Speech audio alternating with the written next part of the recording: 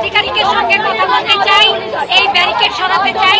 আমার মেয়ে সুরক্ষিত জায়গায় ছিল, আমার মেয়েকে সুরক্ষা দিতে পারেনি, বিচার চেয়েছে বলে আজকে আমাকে মেরেছে, হাতের শাখাটা ভেঙে দিয়েছে, কপালে মেরেছে, সারা হাত কেটে দিয়েছে। পুলিশ, মহিলা পুলিশ, কলকাতা পুলিশ, অনেক পুলিশ মিলে আমাকে মেরেছে, রাস্তায় ফেলে মেরেছে। আপনারা কি তাও নবান্নে যাবেনি? অবশ্যই যাবো। আমরা নবান্নে, আমাদের ব্যারিকেড না দিলে আমরা তখন পৌঁছেও যেতাম। আমরা পুলিশ আমাদের বাড়ি থেকে বেরোনো থেকেই আমাদের আটকানোর চেষ্টা করেছে। কেন এই নিষ্ঠুরতা, কেন আমাদের এত অনড় রয়েছি। আমি নবান্নে যেতে চাই, যেহেতু আমাকে মারা হয়েছে। কেন আমাকে মারা হলো, কেন আমাকে মেয়েকে খুন করা হলো তার কাজের জায়গায়, কেন তখন প্রশাসন তৎপর হলো না? পুলিশের আন্ডারে যখনই আমরা সিটির মোড় পার করে তারপরে কলকাতা পুলিশ আমাদের গাড়ির ছবি তুলে নাম্বার প্লেট প্রতিটা মোড়ে মোড়ে পাঠিয়ে দিয়েছে। আমরা পুলিশের সঙ্গে চোর পুলিশ খেলে এখানে নবান্ন এসে পৌঁছে। আপনাদের উপরে কি হামলা হয়েছে? পুলিশ কি মারধর করেছে? পুলিশ মারধর করেছে, এর শাখা ভেঙে দিয়েছে, মাথা ভেঙে দিয়েছে, আমাকে ধাক্কা মেরে আমার বুকের মধ্যে।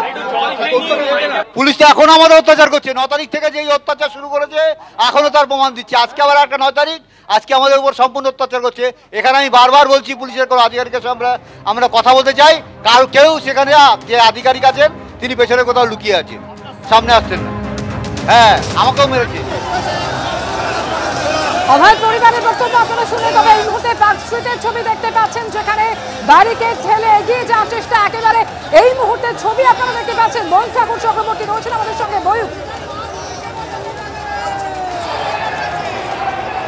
দেখো, প্রথমেই তোমায় যেটা বলবো যে অভয় আর পরিবারের সদস্যরা যে মারাত্মক অভিযোগ করছেন যে পুলিশ আধিকারিকরা তাদেরকে মারধর করেছেন এবং তারা ইনজিওর্ড হয়েছেন, এই যে মারাত্মক অভিযোগ, সেই অভিযোগের প্রেক্ষিতে কলকাতা পুলিশের তরফ থেকে কিছুক্ষণ আগে আমরা কলকাতা পুলিশের ডিসি পোর্ট হরিকৃষ্ণ পাই তার সাথে কথা বলেছিলাম। তিনি ক্যামেরার সামনে পরিষ্কার দাবি করেছেন যে কলকাতা পুলিশের তরফ থেকে অভয় আর পরিবারকে কোনো মারধর করা হয়নি।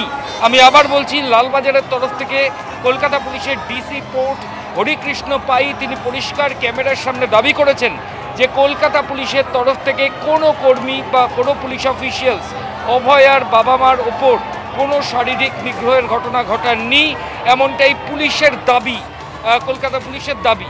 এই ছবি একদিকে বলবো, আর একদিকে এই মুহূর্তে ছবিটা দেখাবো। যেমনটা আবির আমার সহকর্মী বলছিল যে কিছু সাধু সন্ত তারাও চলে এসেছেন এই মিছিলে। এই মুহূর্তে ব্যারিকেড ভেঙে সামনে যাওয়া। একদম ময়ূক, তুমি আমাদের সঙ্গে থাকো। যেরকম ভয়ঙ্কর অভিযোগ সামনে আসছিল, অভয়ের পরিবার করছিল, তারা আহত হয়েছেন, পুলিশের বিরুদ্ধে অভিযোগ সামনে এসেছে এবং পুলিশ সেই সমস্ত অভিযোগ উড়িয়ে দিয়েছে। পুলিশের তরফে বলা হয়েছে কোনো মারধর করা হয়নি অভয়ের পরিবারকে। শুনুন পুলিশের বক্তব্য। পার্ক স্ট্রিটে রয়েছি। আরজি করের ঘটনায় ভিকটিমের বাবা মা কমপ্লেন করছেন যে পুলিশ আধিকারিকরা তাদের মারধর করেছে।